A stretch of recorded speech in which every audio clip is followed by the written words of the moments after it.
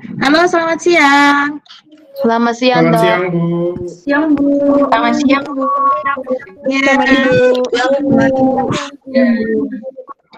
aduh, senangnya saya lihat wajah-wajah kalian nih bersemangat. Padahal siang-siang loh, siang-siang banget.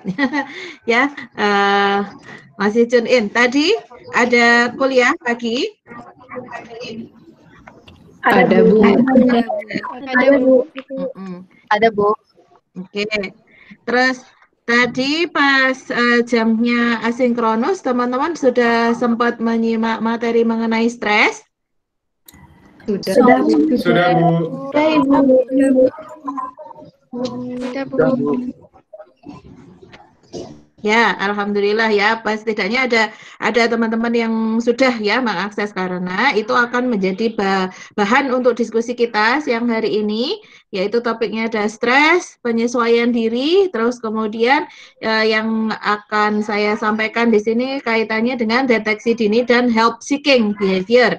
Gitu ya. Jadi itu nyambung ya. Kita semoga punya kesempatan untuk berdiskusi mengenai topik itu karena topik itu sangat dekat sekali dengan keseharian kita ya teman-teman. Oke, langsung saja biar hemat waktunya saya akan tampilkan mengenai deteksi dini ya tadi yang sudah saya singgung sekilas. Baik, ini adalah deteksi dini mengenai stres. Nah, kalau di materi yang sudah saya bagikan sebelumnya, itu kan ada pengenalan tentang stres, begitu ya. Konsep memahami stres itu seperti apa, jenis-jenisnya, begitu. Terus bagaimana cara kita mengenali ya, ada appraisal ya, primary appraisal, ada secondary appraisal. Nah, kemudian secara lebih praktisnya gitu ya, bagaimana sih kita bisa mendeteksi kondisi stres yang kita alami? Nah, diawali dengan kenapa perlu gitu ya. Kalau kita tidak menganggap itu sebagai suatu hal yang perlu kita lakukan, maka kita akan cenderung abai. Nah, kita tidak peduli terhadap kondisi psikologis kita. Nah, kalau demikian maka akan berkembang menjadi problem psikologis yang lebih berat.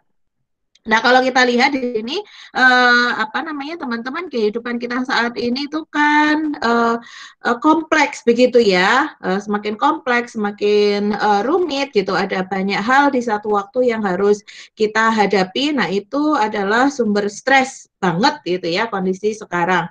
Kemudian perlu kita pahami juga bahwa problem psikologis itu sebenarnya bukan hanya problem individu saja loh teman-teman, tetapi merupakan beban kesehatan masyarakat.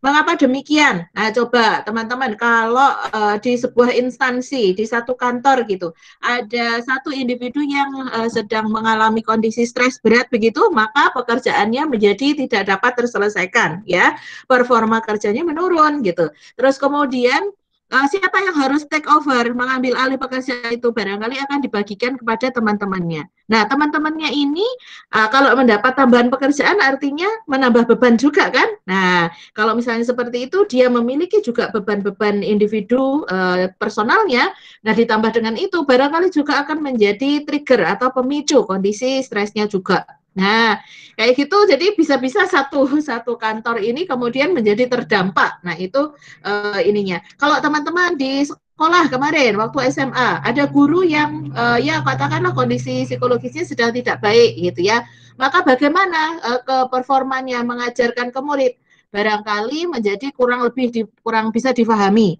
Materi yang tidak difahami secara optimal oleh murid atau siswa akan mengakibatkan bagaimana siswa itu menghadapi kecemasan pada saat ujian misalnya. Nah, ini jadi saling berkaitan satu sama lain. Nah, itu jadi artinya kalau kita kita mempromosikan kesehatan mental individu itu pada akhirnya juga akan menyumbang kepada ketahanan mental di skop yang lebih luas, yaitu di masyarakat.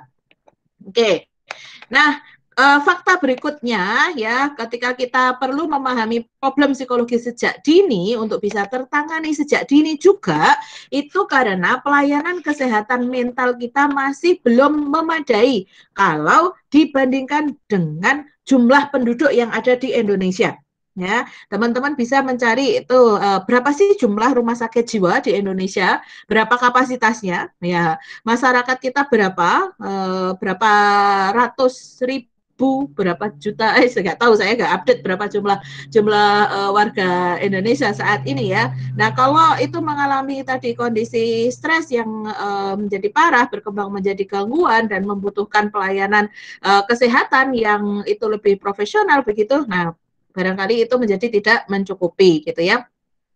Kemudian yang terakhir adalah fakta bahwa adanya stigma. Nah ini penyakit mental itu masih dianggap sebagai penyakit atau gangguan mental ya, masih dianggap sebagai sebuah hal yang perlu ditutup-tutupi, nggak mau dibahas, tidak mau dibahas. Masalahnya ada, masalahnya itu real, nyata begitu, tetapi dianggap seolah-olah tidak ada. Jika demikian, apakah kita dapat menyelesaikannya? Nah, tentu tidak, gitu ya. Di dalam satu keluarga misalnya sebenarnya ada problem nih, katakanlah antara bapak sama anak.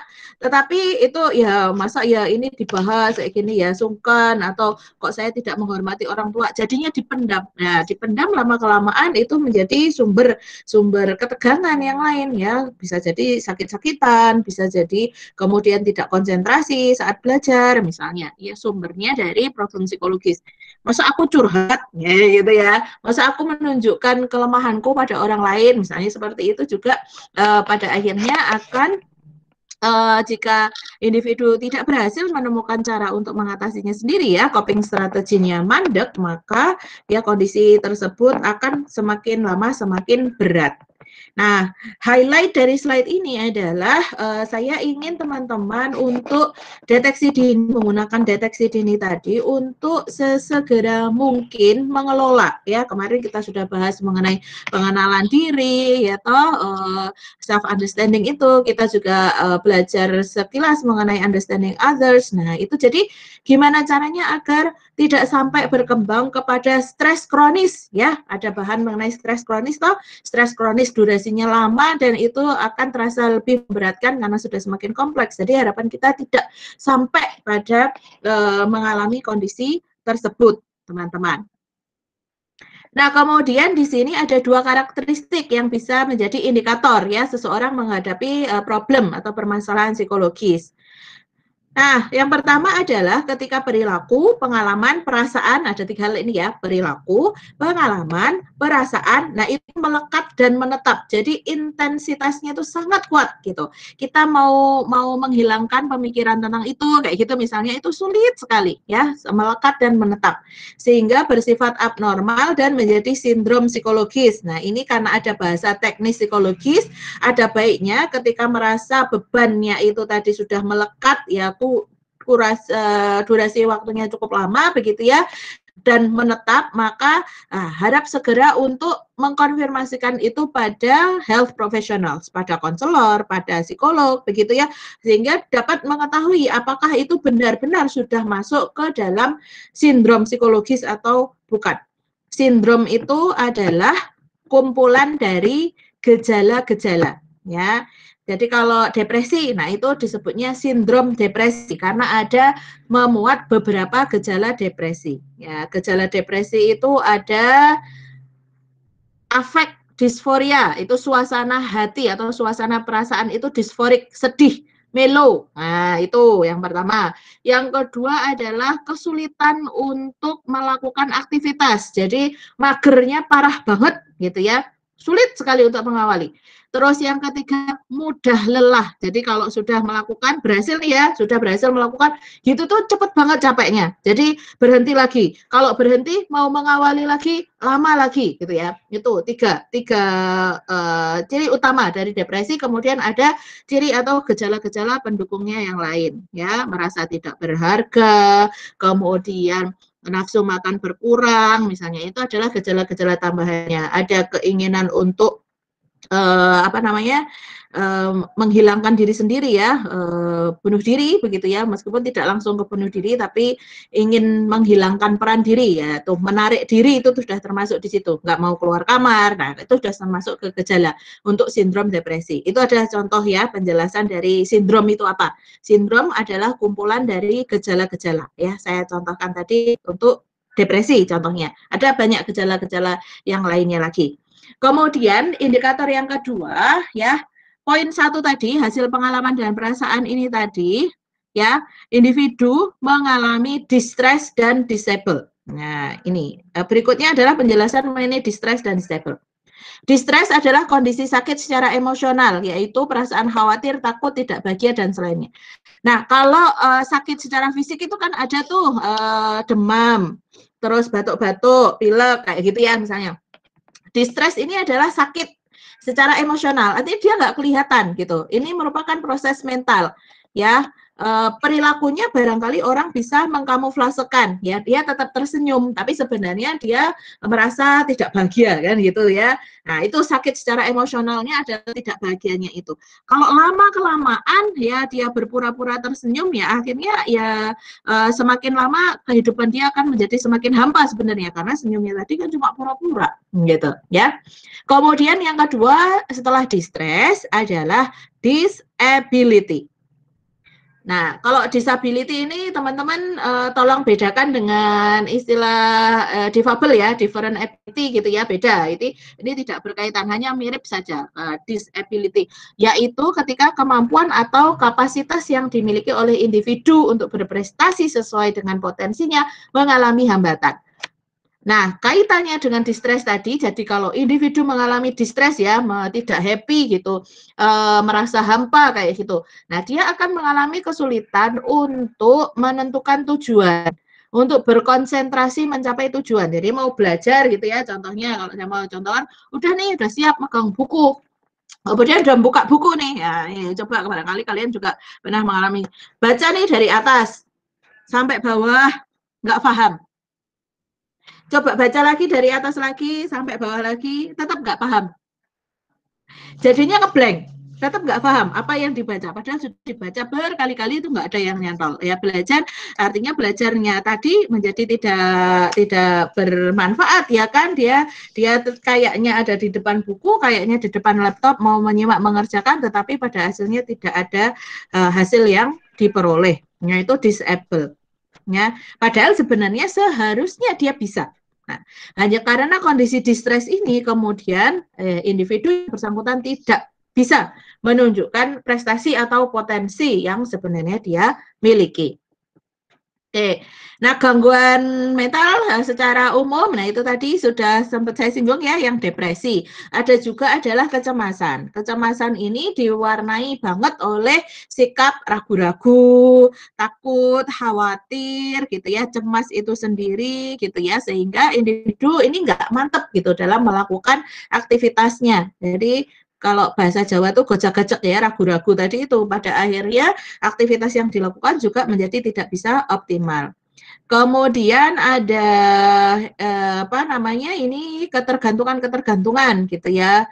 Ada obat-obatan terlarang ya, nafsa, ya ada minuman beralkohol. Kemudian pathological gambling, yaitu ini sangat merugikan juga secara finansial. Kalau kemarin kita sudah diskusi mengenai determinan of mental health itu kan ya, ada bagian dari sisi keuangan juga. Nah, pathological gambling ini dia penasaran nanti gimana, siapa tahu bisa dapat gitu. Nah, terus uangnya dipertaruhkan ya, kemudian lama-kelamaan jadi habis uangnya gitu. Ini bisa gabung nih dengan internet addiction. Kalian-kalian yang kalau main game terus beli voucher ya, duit jajannya habis buat beli voucher, nah, ternyata main gamenya kalah terus, nah misalnya, terus semakin tinggi keinginan untuk belinya gitu, uangnya semakin banyak dihabiskan pada itu, nah itu sudah arahnya kepada adiksi. Nah, berkaitan juga dengan poin yang terakhir ini adalah ketika kita menghadapi tantangan terus kita jiper duluan ya, takut duluan. Takut duluan akhirnya apa yang terjadi? Dihindari itu ya, ditunda-tunda. Ya tugas, waduh itu tugas ini kayaknya kok susah ya, nanti dululah, menunggu moodnya ditunggu kapan datangnya buat ngerjain, menunggu menunggu ilham. Nah, ilhamnya kapan datang buat bisa ngerjain kayak gitu. Nah, itu nggak datang ditunda-tunda, waktunya sudah mepet. Ketika waktunya sudah mepet, gerasa gerusu ya, ke susu, terburu-buru mengerjakan, hasilnya menjadi tidak optimal. Ketika hasil tidak optimal, merasa sedih, merasa kecewa, merasa bersalah. Nah, itu nanti menjadi lingkaran setan, barangkali itu akan bisa mengarah juga ke munculnya kecemasan dan depresi yang sudah saya sebutkan di awal tadi, teman-teman. Nah, dengan demikian ya, penting juga kita pahami bahwa kalau tadi saya sudah menyampaikan sekilas, untuk mencari bantuan, ya. Mencari bantuan. Nah, ini hasil penelitian menyebutkan bahwa layanan kesehatan mental itu banyak diakses oleh mahasiswa perempuan daripada mahasiswa laki-laki. Ya, saya nggak tahu nih, ini bisa nanti habis ini jadi diskusi kita, apakah memang seperti itu gitu ya. Kalau mahasiswa perempuan, ya emang ya lumayan sih. Kalau waktu sebelum pandemi itu saya praktek di GMC itu kayaknya ya memang banyak datang perempuan sih daripada mahasiswa yang laki-laki ya.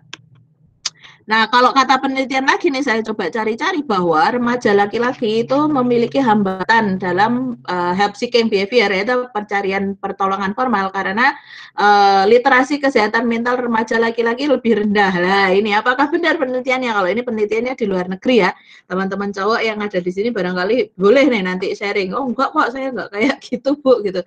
Saya sudah paham gitu ya literasi kesehatan mental misalnya. Monggo nanti kita bisa diskusikan juga. Nah, dalam setting perguruan tinggi sebenarnya ke teman-teman ini gitu ya, kampanye mengenai kesehatan mental gitu menjadi bagian dari kesehatan publik itu sebenarnya sudah dilakukan ya, sebenarnya sudah dilakukan juga. Nah, untuk meningkatkan pengetahuan yang dapat mempromosikan sikap positif terhadap upaya pencarian pertolongan. Hanya saja barangkali misalnya ada kendala waktu begitu ya, ada kurang paham mengenai prosedur teknisnya, harus kemana-mana, kemana saja begitu ya, barangkali itu juga menjadi salah satu kendala dalam upaya help seeking ini. Nah, kalau di universitas sendiri sebenarnya untuk beberapa fakultas ya sudah ada klinik kampus begitu ya, ada RSA, rumah sakit akademik itu ya. Terus ada beberapa fakultas itu ada tim konselingnya, ada konselor-konselor.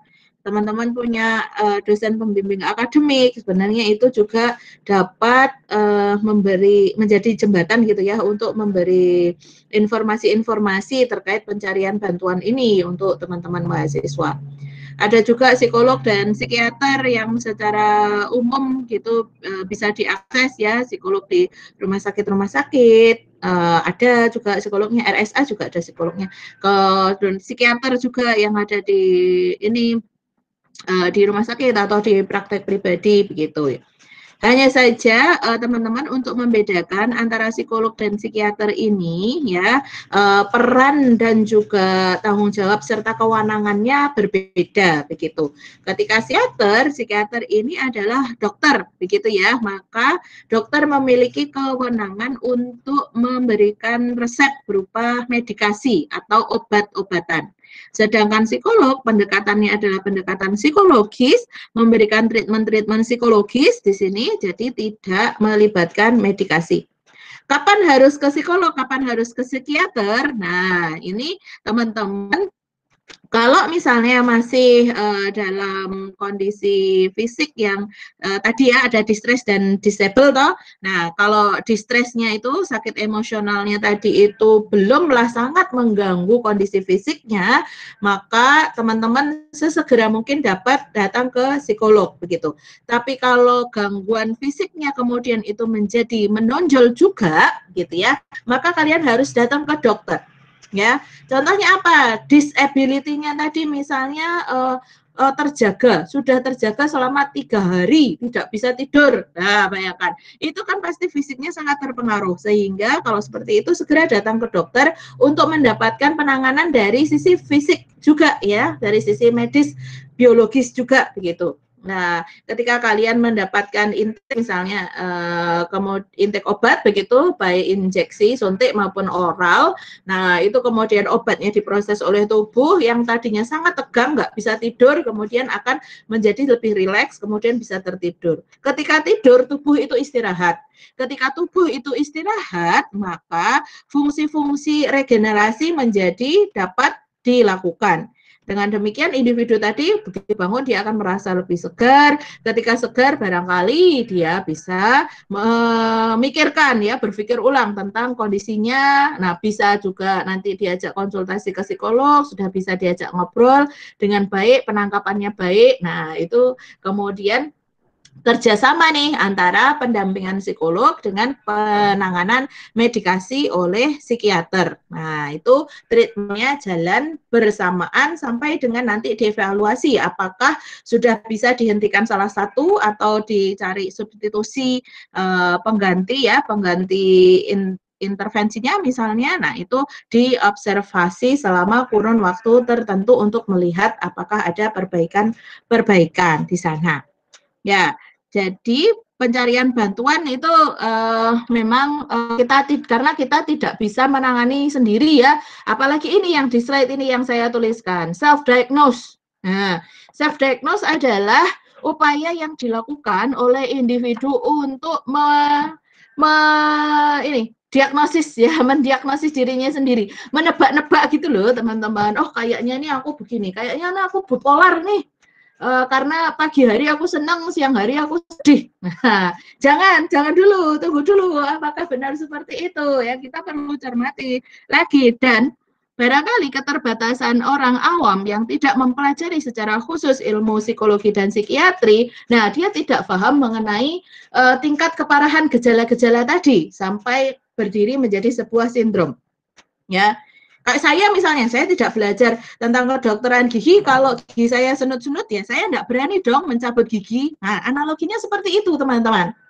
Seharusnya ketika individu itu merasakan tidak nyaman, ya merasakan sakit secara emosional, nah dia butuh profesional untuk mengkonfirmasi ya gejala yang dia rasakan tersebut.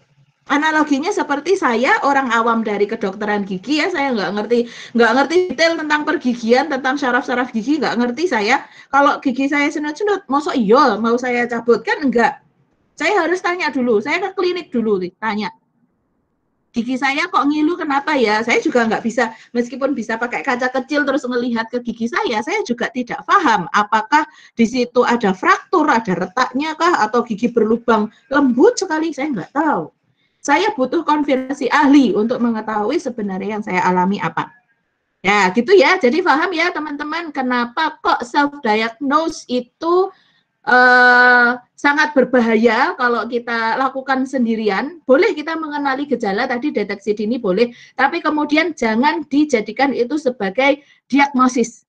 Yang memberikan diagnosis itu adalah individu yang memang memiliki kompetensi di bidang tersebut, ya, sehingga bisa mengkonfirmasi apa yang kita rasakan. Jadi jangan ya kalau self diagnose itu berbahaya sendiri. Nah, ini tadi sudah saya sampaikan karena ya ini berbahaya. Selain berdampak pada kepanikan yang tidak perlu, itu jadi ini ya. Oh ya ampun aku tuh bipolar ya ternyata gini-gini. Nah, itu kan nggak nyaman juga sebenarnya buat orang yang melakukannya.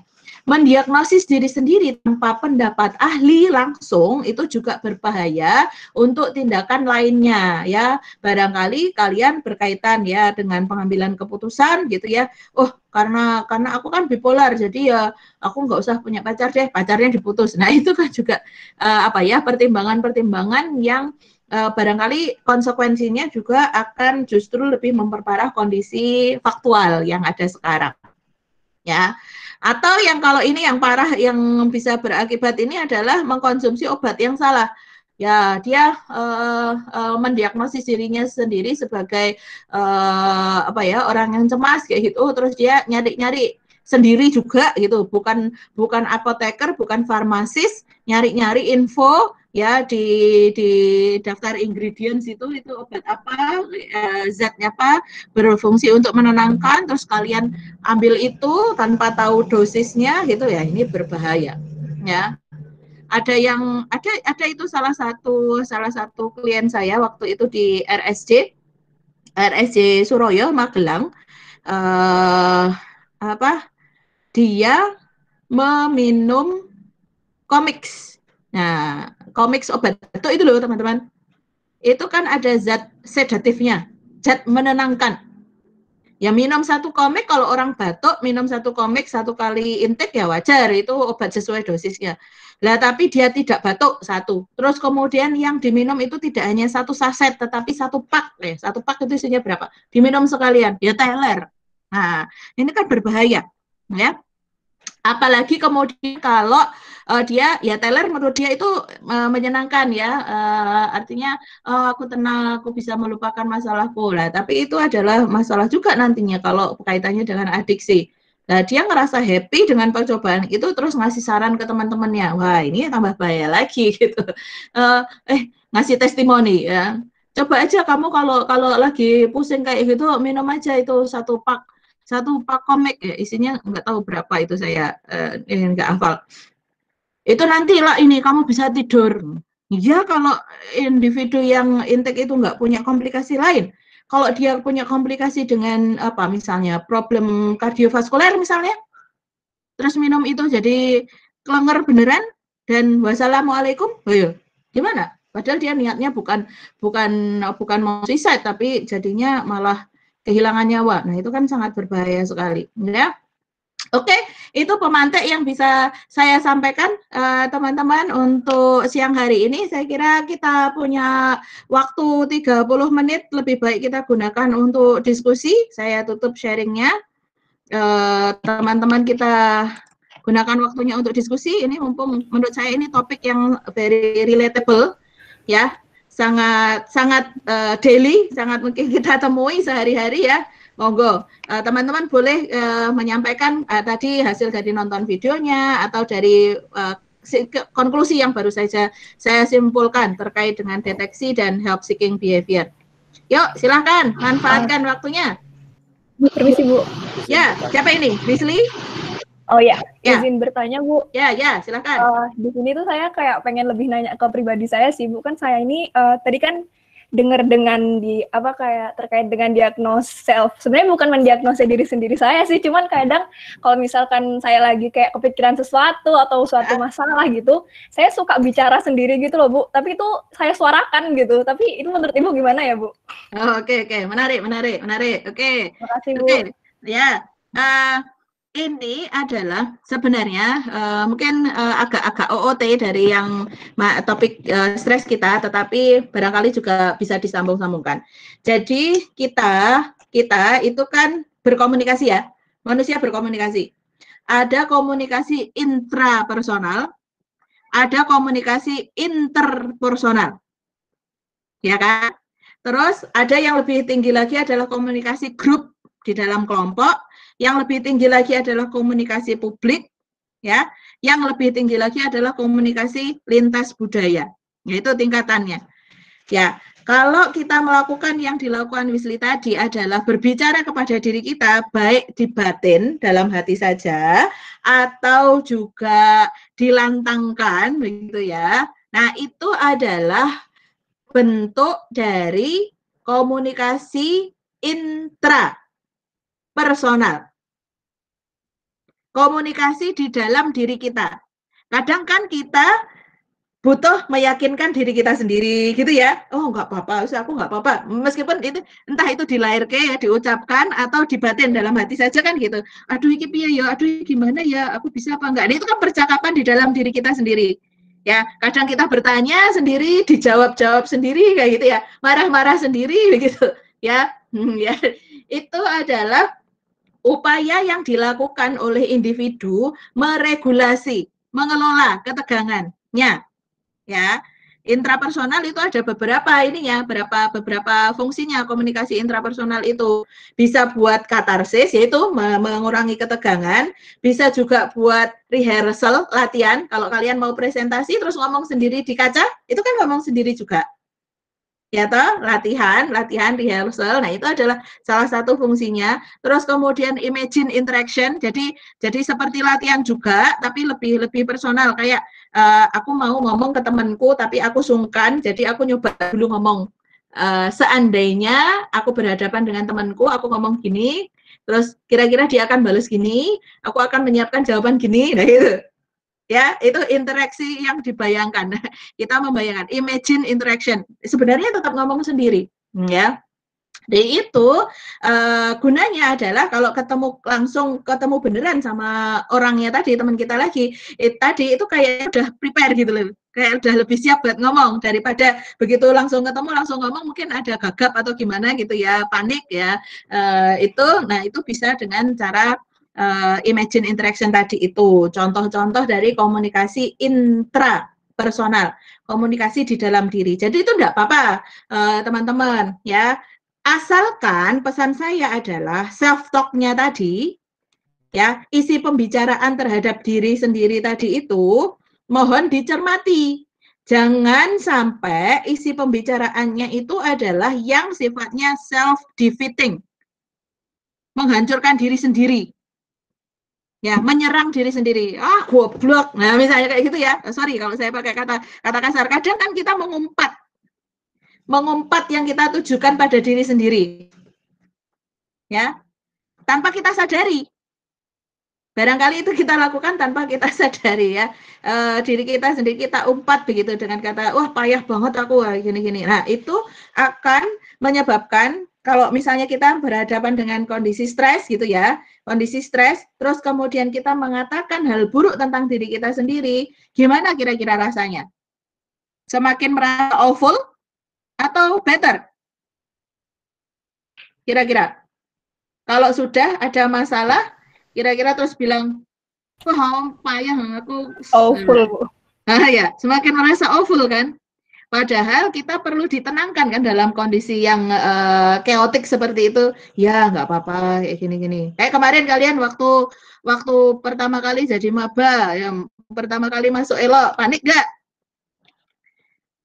Ada yang salah masuk, ada yang salah masuk waktu modul saya. Itu saya harus ganti satu persatu itu ya perannya. Gak ada yang jadi trainer, ayo ada nggak di sini?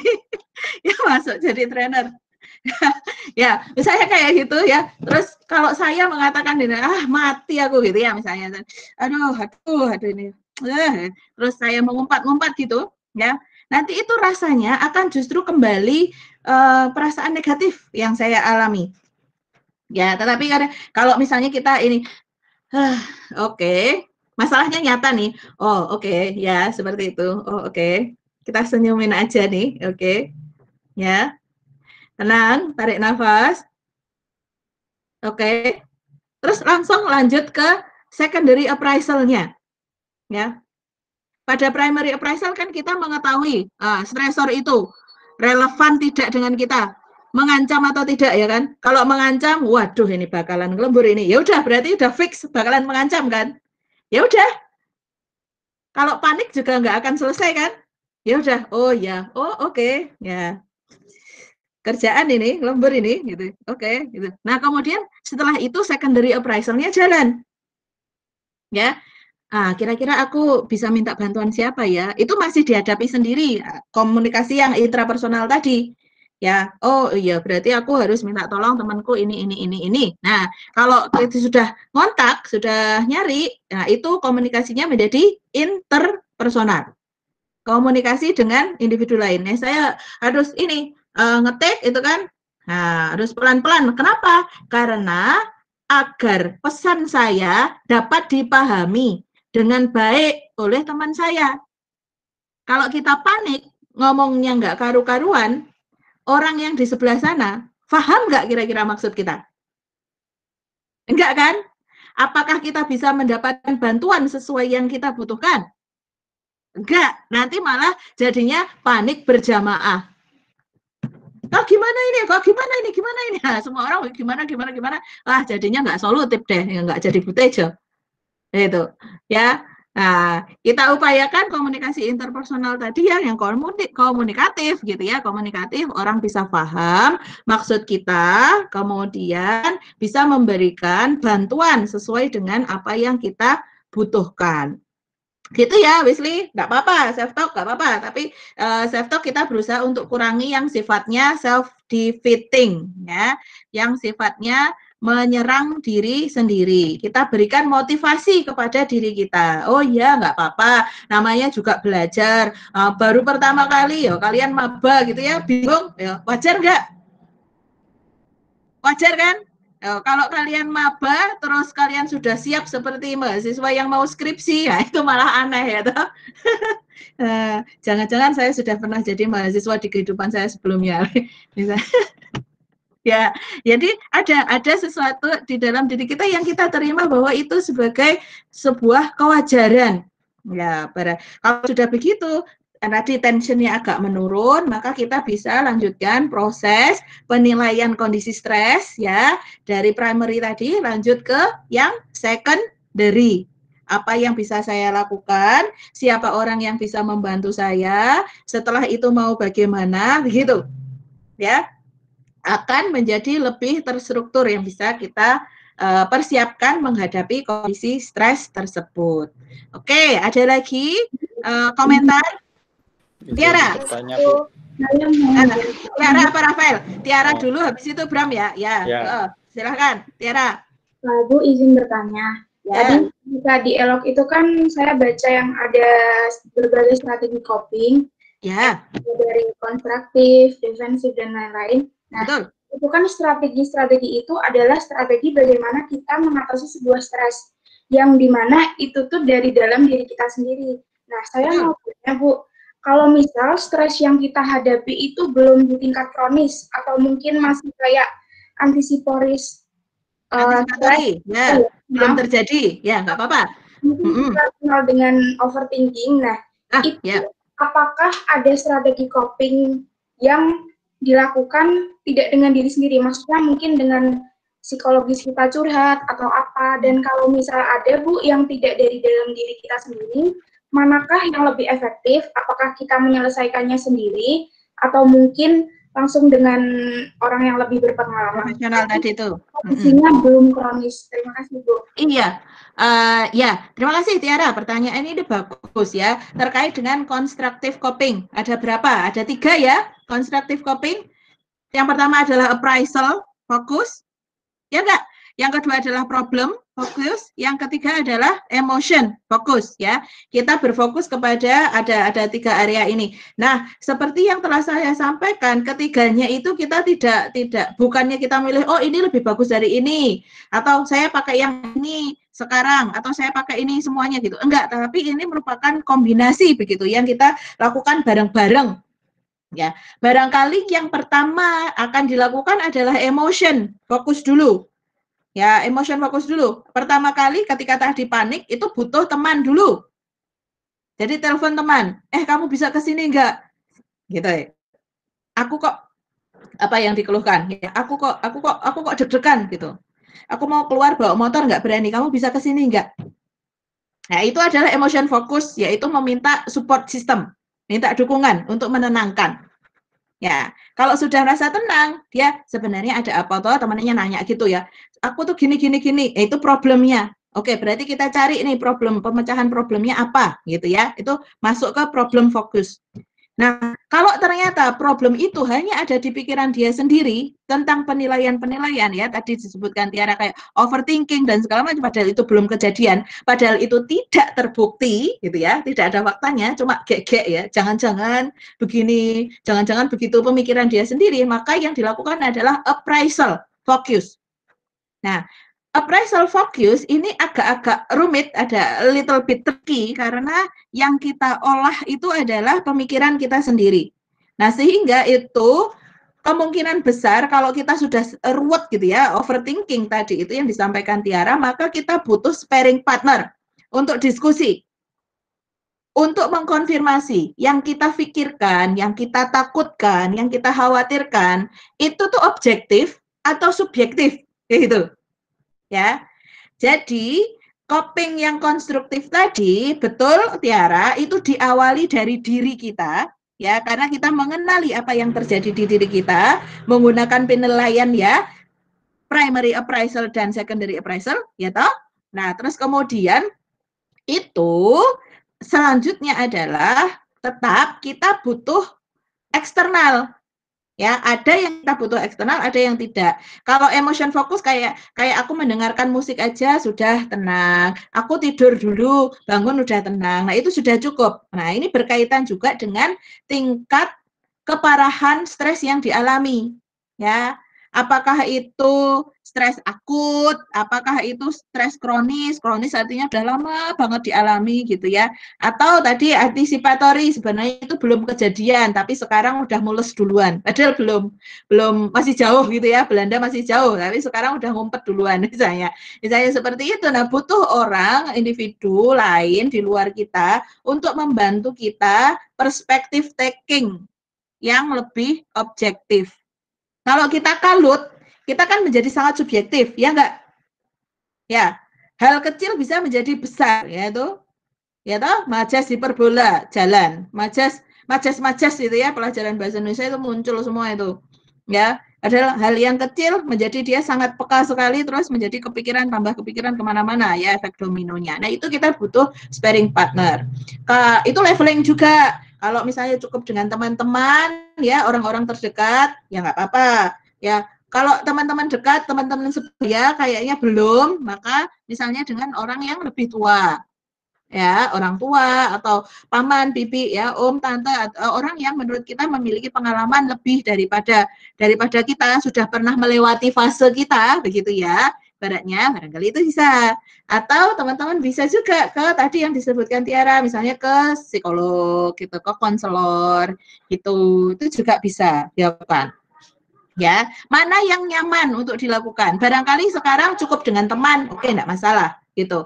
Nah, teman belum bisa tercover, maka kita coba cari cara yang lain, gitu. Apakah boleh simultan juga cerita ke teman, cerita ke psikolog juga, boleh enggak? Ya, boleh aja, gitu.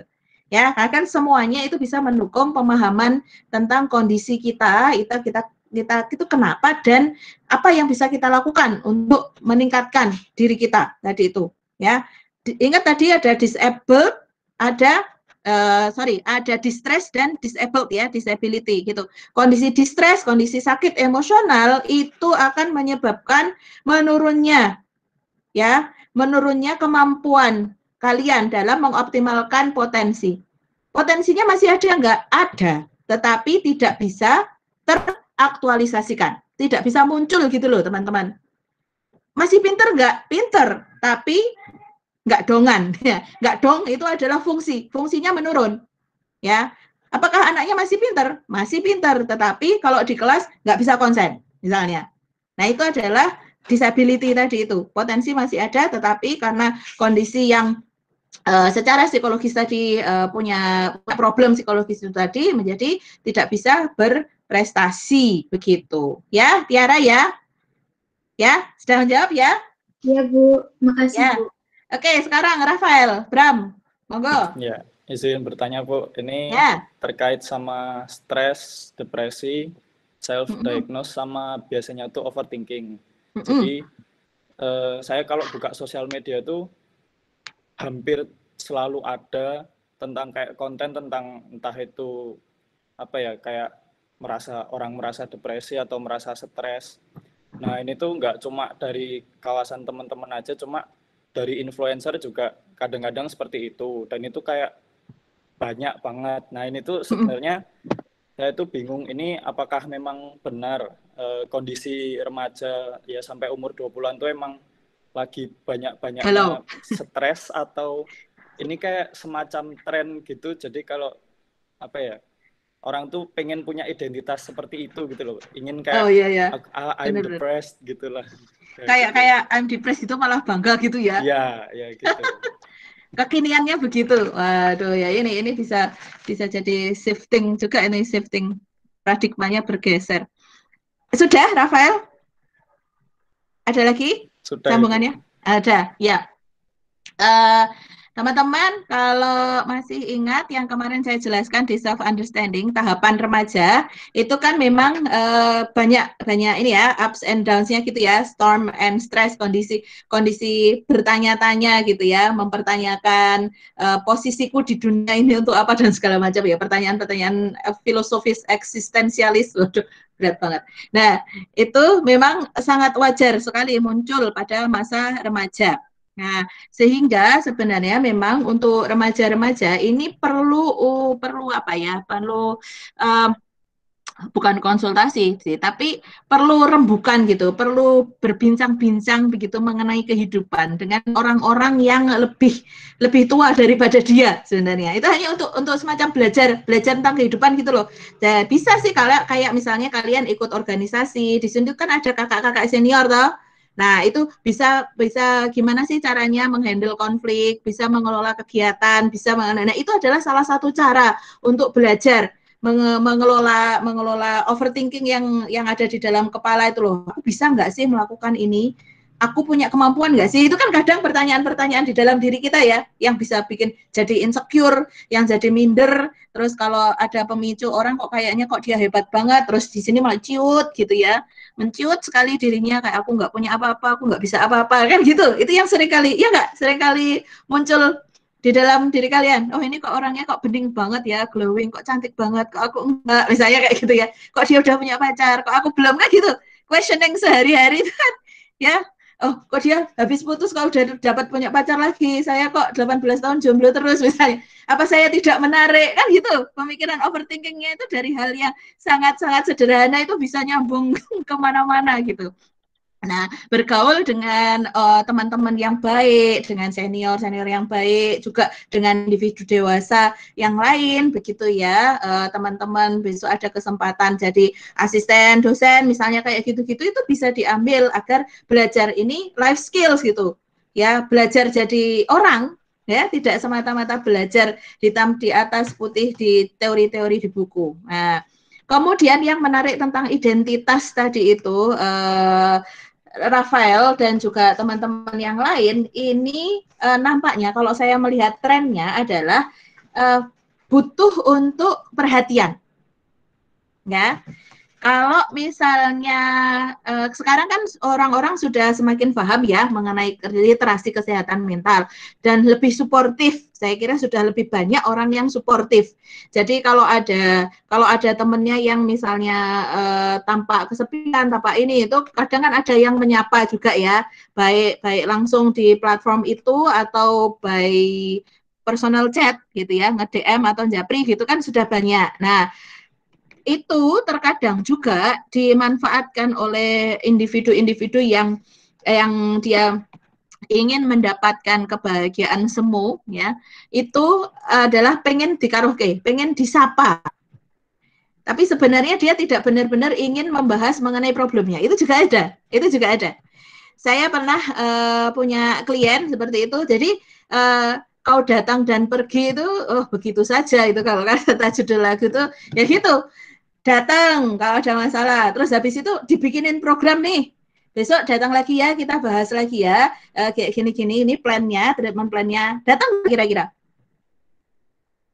Enggak mau, karena yang dia butuhkan adalah cuma dipuk-puk doang gitu loh.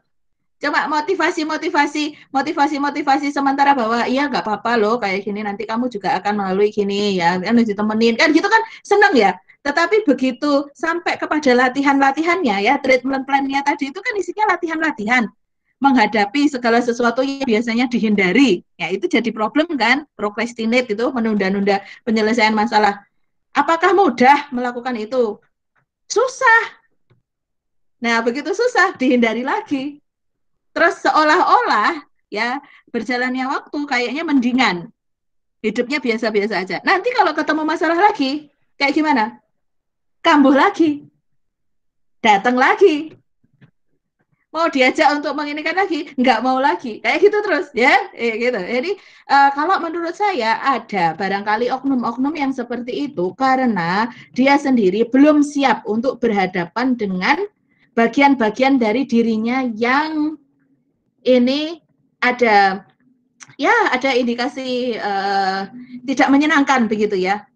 Bahwa sebenarnya tuh aku begini, sebenarnya aku begitu. Itu kan seperti mengelupas ini ya, lapisan-lapisan bawang kan. Kalau self understanding itu sekarang aku jadi paham kalau aku tuh nggak seneng A, sekarang aku tuh tahu kalau aku suka B, aku ini. Nah, itu kan kita temukan kan nggak langsung sekalian langsung terbuka semua.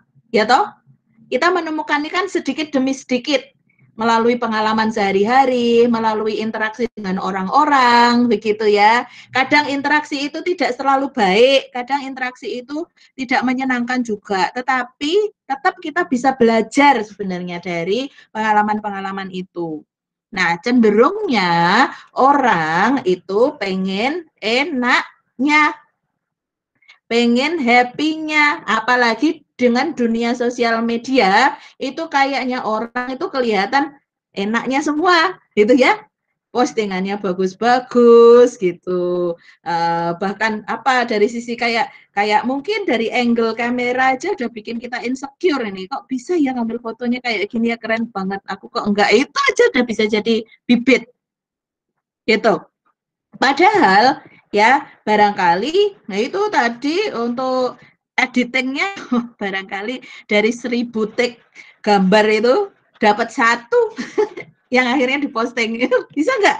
Bisa aja, kita tidak tahu behind the scene-nya kayak gimana, tapi kita sudah merasa terancam dengan itu. Nah itu memang oke, nggak apa-apa kalaupun misalnya kita speak out gitu ya teman-teman, untuk reach for help atau untuk menunjukkan pada orang lain bahwa bagian dari manusiawinya kita itu adalah kita punya ups and down gitu. Saya juga kalau posting ya kadang kalau saya bete gitu ya saya bilang aja, saya posting aja, misalnya saya kutip lirik lagu, nah, itu kan ya, siapa ayo yang senang posting lirik lagu, nah, terus dikasih aja itu hashtag ya mood, ya berarti mood hari ini tuh kayak gini, ya, kayak gitu kan ya. Nah, tapi kemudian adalah ketika ada tadi tawaran atau ada kesempatan untuk help seeking gitu. Nah, itu kita kembalikan kepada diri kita sendiri lagi, kita tanyakan, apakah saya benar-benar ingin mengatasi masalah ini, menghadapinya, saya mau gitu ya. Nah, maka itu akan bagus. Tapi kalau itu hanya penghindaran yang seperti saya contohkan ya, itu ya sama saja sami mawon gitu ya, nggak ada bedanya. Ya, nggak ada perbaikannya buat kita. Malah lama-kelamaan barangkali support system kita jadi bosen gitu. Ya, lu lagi. Ya, ceritanya kayak gitu lagi gitu ya. Putus nyambung. Ada nggak teman-teman gini yang dicurhatin temennya, kemarin putus, besoknya nyambung lagi, besoknya lagi putus lagi. Ya, itu kan berarti nggak ada lesson learn, nggak ada yang dipelajari. Gimana sih relasinya ini, memang mau dipertahankan? Kalau dipertahankan itu apa yang perlu disiapkan, visi misinya ke depan ya, itu kan nganggo mikir toh. Harus mikir, bikin tujuan itu. Nah, kadang malas, ya udahlah dijalani saja. Seperti air mengalir ya, sudah hanyut. Itu. Dari itu ya, Rafael dan juga teman-teman yang lain, self understanding, balik ke materi yang saya jelaskan Rabu lalu, bahwa itu penting juga. Kalau sekarang teman-teman ngerasa saya belum mengerti tentang diri saya, ya semakin dikenali gitu. Cara mengenalinya gimana? Barangkali dengan self talk atau self dialogue yang tadi ditanyakan oleh Wesley, ngobrol sendiri dengan dirinya sendiri. Wah, enggak, saya jadi edan, ya enggak juga gitu kan, masih bisa berkontak dengan realita gitu ya, bukan ngomongnya sendiri merasa bahwa saya Barack Obama lah, itu mungkin ya mungkin, atau saya siapa yang tokoh yang lagi tenar saat ini gitu misalnya, ya itu berarti sudah putus kontaknya dengan realita. Tapi kalau masih sadar, saya kira nggak apa-apa itu, semacam dialog apa namanya, tak nampak gitu, tak kasat mata gitu, dialog dengan diri kita sendiri. Kalau aneh ngomong gitu, teman-teman bisa tulis. Nah, itu adalah refleksi, itu cara-cara refleksi. Aku melakukan ini, rasanya kayak gimana, aku menghadapi tantangan apa, kayak gitu. Nah, itu adalah refleksi, itu sedikit demi sedikit, lama-lama akan menjadi bukit. Kita jadi punya banyak pengetahuan tentang diri kita sendiri. Gitu ya, teman-teman. Sip. Semangat. Kita mau sampai jam berapa? Waktunya cepat sekali ya. Kita genapkan sampai jam 2, boleh? 6 menit lagi. Boleh, Bu. Ya, silakan. Satu lagi yang mau sharing, yang mau cerita, boleh. Saya, Siapa? Bu. Siapa ini? Afifah? Iya, Bu. Oke, Afifah Nur. Gini, Silakan. Bu. Kan tadi Ibu menjelaskan tentang self-diagnosis itu tidak baik ya, Bu. Nah, dan kita harus confirm ini kepada tenaga yang ahlinya. Nah, Betul. tetapi di masa pandemi ini kan sepertinya sulit untuk mendatangi tenaga ahli untuk melakukan konsul ya, Bu. Dan sekarang sudah ada yang namanya aplikasi konsul. Dan konsul secara daring gitu ya, Bu. Nah, tetapi apakah konsul secara daring itu dapat berjalan efektif dan apakah diagnosanya juga akan tepat, Bu? Atau gimana, Bu? Ya, pertanyaan yang bagus sekali ini, Afifah.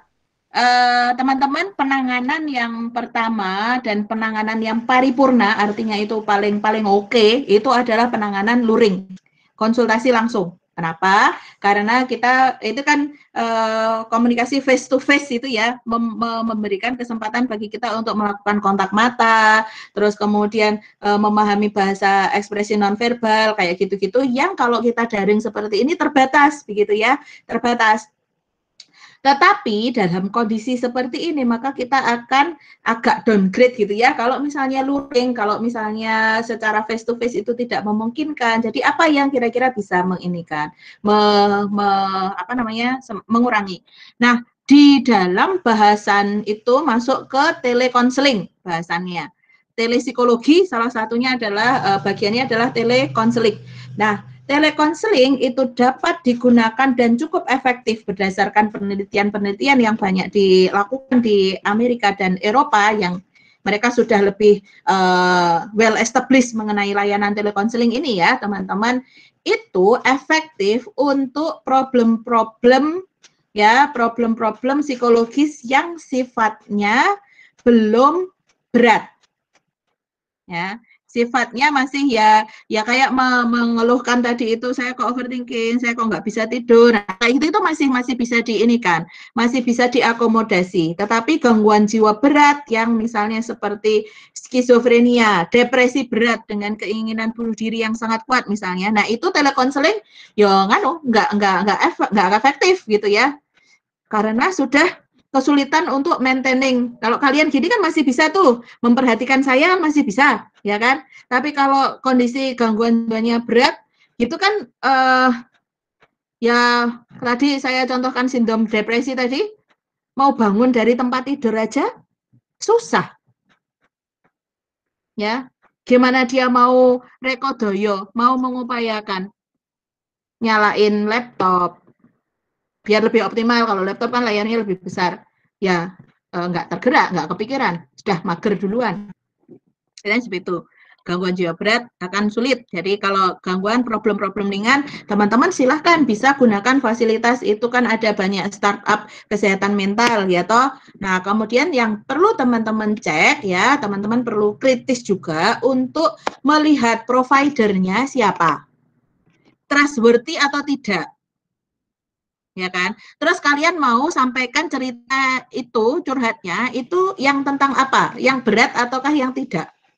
Kalau menurut saya sekedar curhat, sekedar ngobrol, mulai dari masalah yang remeh-temeh gitu ya, bingung misalnya ada konflik gitu ya, pilih yang A atau pilih yang B, ada fasilitas online seperti itu, manfaatkan aja. Daripada mikir sendiri ya toh, mumet ya toh. Nah, kalau ada sparring partner seperti itu, dengan layanan itu kan mereka kan netral ya, mereka menjaga kode etik, salah satunya kerahasiaan dan sikap yang netral. Nah, kalau kalian ke teman, barangkali ya mungkin ada kalanya teman tuh keceplosan cerita ke teman yang lain, gitu kan. Ya, terus malah jadi bumerang. Atau ya itu barangkali teman kalian yang dicurhati tidak bisa memberikan respon yang tepat karena mereka juga sama bingungnya seperti kalian, ya kan? Bisa. Ya udah, kalau gitu manfaatkan aja itu layanan-layanan startup seperti itu gitu ya. Kan ada yang free, ada yang berbayar juga. Saya kira pertimbangan kalau misalnya berbayar berarti tenaganya juga lebih ahli kan? Ya, berarti itu kalian menyampaikan misalnya masalahnya yang relatif lebih kompleks, misalnya butuh penanganan yang lebih kompleks, misalnya dengan memilih konselor yang berbayar, misalnya. Ada banyak pilihan saya kira yang bisa teman-teman ambil ya. Tapi penting, saya balik lagi, diawali dengan kesadaran bahwa untuk upgrading, ya, untuk kalian meningkatkan pemahaman tentang diri, ya, bukan untuk gaya-gayaan kayak misalnya, aku kemarin tuh curhat loh, aku curhat di relief, aku curhat di pijar, misalnya, ya, cuma buat gaya-gayaan aja, biar kayak ngetren kekinian gitu. Nah itu, ya itu self deception kalau saya bilang, ya. Semacam menipu diri sendiri. Ya ngapain orang tahu kalau kita datang ke psikolog, ya cuma sekedar tahu kalau kita ke psikolog gitu aja, atau ke psikiater, atau ke yang lain. Tapi kitanya sendiri tidak mendapatkan manfaat dari aktivitas itu. Karena kita cuma mau, ya pura-pura aja toh, biar keren aja, biar kayak pernah gitu.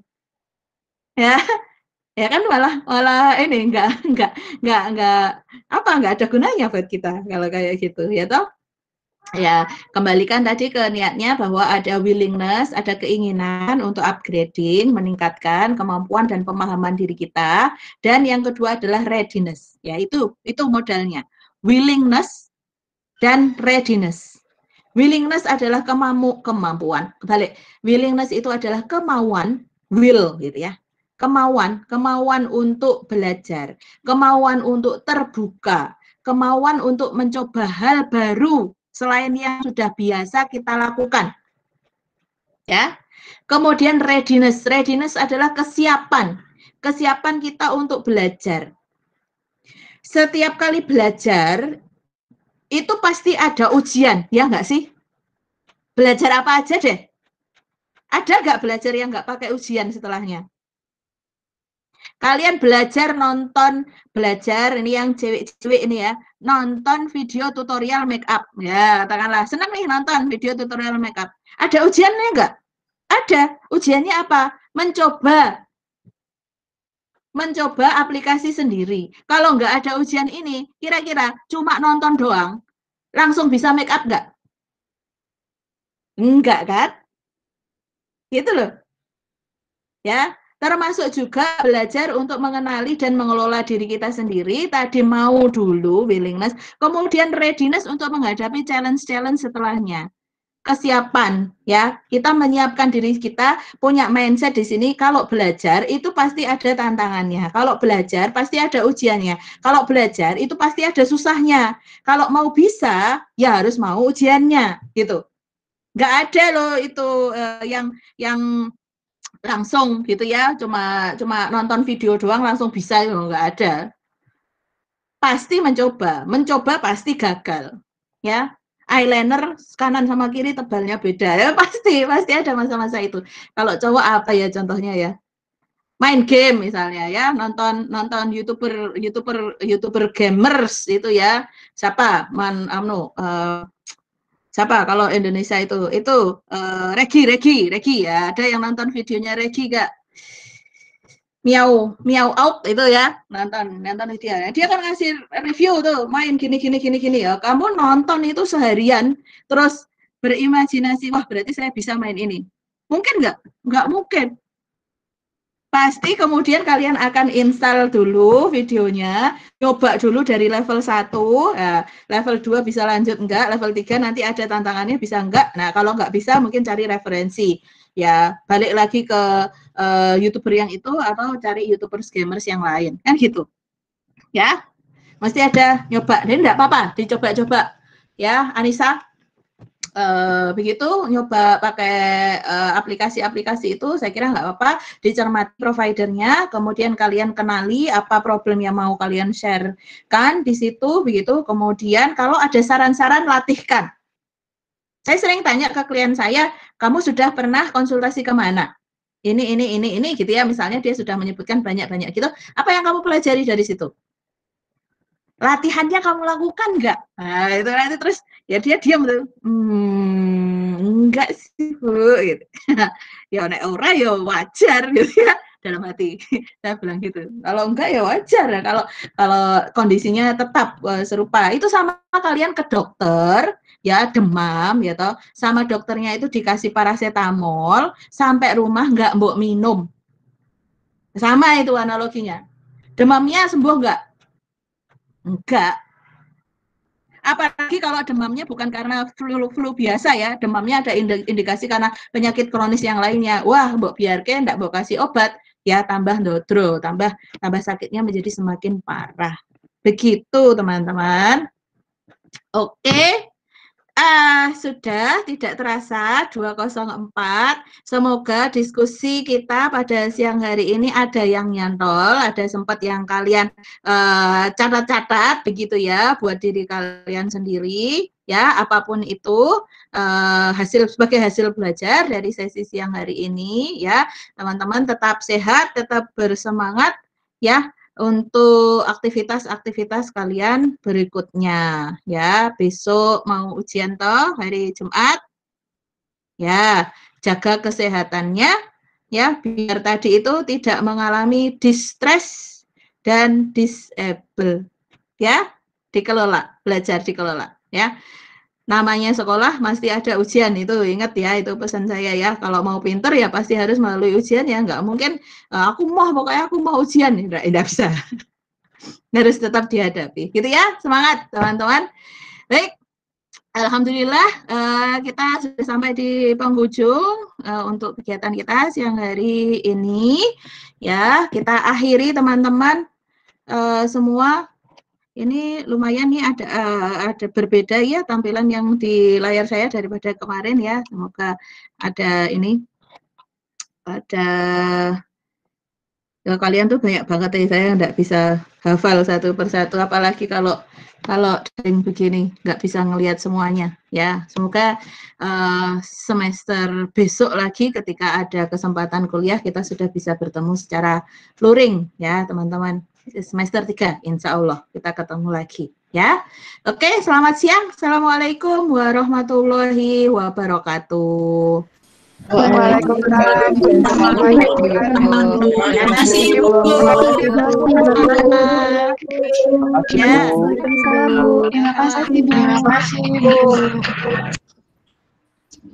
Terima kasih Bu. Ibu. Ya, sama-sama. Pamit dulu ya. Iya Bu.